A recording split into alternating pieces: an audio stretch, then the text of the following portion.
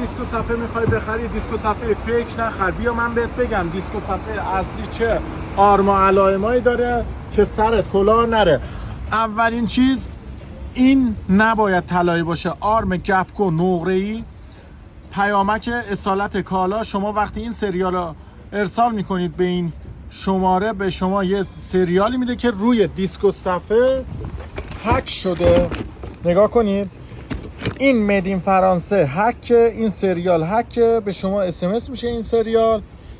نشونه سوم پشت کارتون ساعت تولیدش اینجا زدن. نشونه چهارم این دیسک و صفحه چسبیده به این مشمع پشت دیسک و صفحه. فعلا توی ماشینای ایران خودرو این دیسک و صفحه بهترین دیسک و صفحه است و میخرید با این آرم و علائم بخرید، چون قلابی این توی بازار زیاده. همه ماشینای ایران خودرو این دیسک و صفحه بهشون میخوره.